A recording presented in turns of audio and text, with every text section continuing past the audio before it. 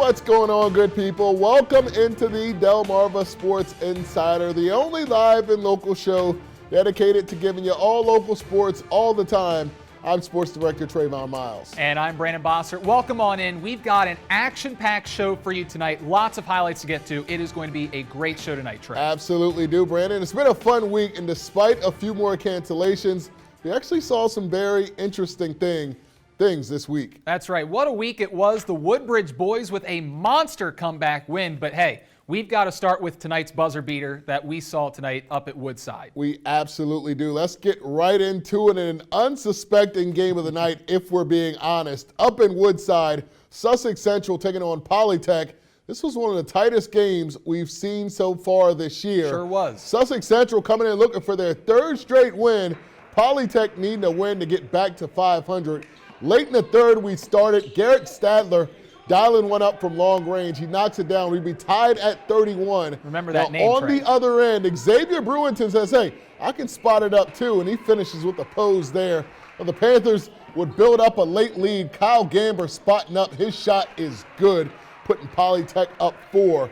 Then off the transition, Jalen Chase going in for the lay-in. So things looking pretty good late for the Panthers. That's right. This layup by Brewington right here will push that lead up to 6 with a minute to go. So we should be good, right, if you're Polytech. That's a win. But that is when Central went to work off of a missed free throw. Jeremiah Wilson gathering, puts it back up, and the foul right there. Then it's Trent Fonville slashing his way through that defense, puts it in. Folks, we have a tie ball game right here. Final seconds now. Ball goes to Statler. Puts it up, and it's good. The sophomore knocks down the 3 What a as shot. the buzzer sounds. What a Central shot. knocks off Polytech 52-49. Wow, what an incredible finish, and what a comeback by the Knights tonight. The past 3 games, we've been in pretty tight games, and, you know, we always tried to do in practice, get a lot better with stuff like that, but you know, it always just comes down to the last shot, and thank God we've made all of them. So, yeah, 3-1. Thank God you made that shot, kid. As I said, Brandon, very unsuspecting game. In fact, honestly, I didn't think this game would be very close or very interesting just because of how down these programs have been. But I got to give it up to Central. After some tumultuous seasons on the court here recently, they are 3-1 on this young season with all 3 of their wins coming by a combined 6 points. In fact, their 3-point win tonight is the most they've won by all year long. So That's that crazy. really just puts things into perspective how good they've been late in games. And I'm not saying they're going to win the conference, but these type of successes build confidence, and it shined on the bright stage tonight. That's right, and you got to give it up to Sussex Central tonight. They were down 6, and you know what their coaches said after this game was that, hey, if we play the entire game the way that we played in that final minute tonight with the rebounding and the defense that we saw tonight from Sussex Central, I mean, hey, they can compete with a lot of teams around the state. So Absolutely. Central, we'll see if they can take this and maybe ride the wave for the next few games. Yeah, I'm hoping that they really can. All right after that epic finish, we're moving on to another game we saw this week that probably can also be described as an instant classic. COVID protocols have prevented Woodbridge from starting their season 2 weeks ago like everyone else. So last night they finally got their season going, visiting Indian River, and we could tell it was Bridges' first game early on. A very rusty team. A missed jumper here, rebounded by IR, handed to Gage Spink. Spink's going to drive through the defense. He's going to get the tough lay-in to go. The game would be tied after the first quarter. Second quarter now, the Raiders still looking kind of rusty, unable to get anything going. Shot knocked away, and on the other end, Josiah Rounds getting it in the corner, and he's taking all 3 of those. Home team up by 4 at the half.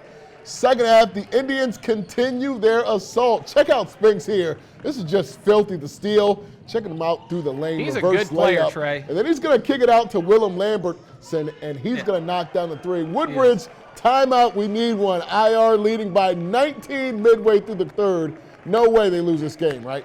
No I way. don't know, Trey. 19-point lead, about 12 minutes left. No shot clock. We'll see. You would think, Trey, but here come the Raiders. Darren Kane rips down the rebound and puts it in to put an end to that IR run. Then Woodbridge going on a run. Jaden Bacon weaving through that traffic. Raiders go on a 19-0 run to end the third. Tie game, folks, right here in the final quarter. Woodbridge came alive. It's Kenny Newton gets his hands on that pass, finds Mosley under the basket for two. This is unbelievable right here. Woodbridge finishes the game on a 39-4 run. Are you kidding me? They beat Indian River 58-42. First half, we wasn't really hustling. We wasn't doing what we were supposed to do. But when we finally clicked together, it's just everything just play out for itself. I was a little concerned, but this is ended on a positive note. Hopefully, we can build off this fourth quarter, this second half, going forward, because we're going to need some momentum going into the rest of the season. Tonight, undefeated Smyrna hosting Cape. The Eagles looking to start 4-0 for the first time since the 17-18 season, and they played like it. Pass inside to Rob Willie. He's going to get the short jumper to fall. Then it's Cole Matthews finding Musalako. Salako going to put it in there. Eagles open up on a 14-0 run. Cape, they would fight back. They didn't drive that long distance for nothing. Kayvon Jackson hitting a wide open three. Smyrna, however, up 21 at the half. Second half, the Vikings cutting into it a little closer. Brody Peterson going to spot up and knock down a three. It's going to cut that lead to 15, but that's as close as they get. The pass inside to Salako again, and he's going to throw down the dunk over Peterson as the Eagles coast past Cape with a 67-44 win. That's right. Dover visiting winless Milford on Tuesday. Senators coming off that loss to CR last Friday, so both teams needing wins. Dover coming out hot. Cam Moore finds Jaheim Harrell. He drains that triple. Senators up as many as 10 in the first quarter. But second quarter now, mistakes hurt Dover. Jordan Norman gets the steal. Ball finds its way to Matt Adams. Adams gets the bucket, plus the foul, and the Bucks cut the lead to 2. Little later, some ball rotation from Milford. Ethan Wilkins gets it to go to give the Bucks their first lead of the game. Senators call a timeout to regroup.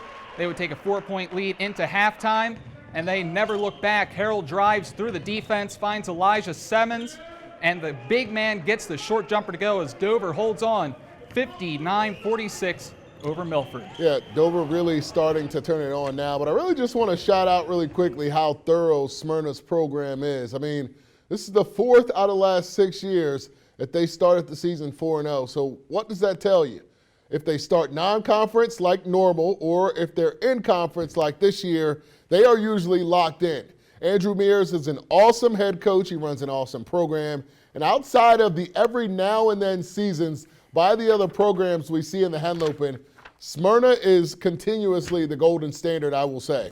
That's right. Smyrna will definitely be a team that can make a deep run in that tournament for sure, but I want to spotlight Woodbridge. What a comeback. Yeah. You don't go on a 39-4 run without having a lot of talent. Absolutely. I feel like they found that blueprint to win. Watching the footage, it looked like Woodbridge turned up the intensity on defense, and they stopped shooting long distance, and they went for more high percentage shots. Good recipe. That's a recipe for victory in any game you play, and I like the Blue Raiders' talent. We'll see how they do next week be good. against Delmar. That's right. Well, let's go over to the girls' side. Up in Lewis, a matchup of unbeatens Tuesday. 2-0 Cape Henlopen hosting 2-0 Cesar Rodney, and Cape turning defense into offense.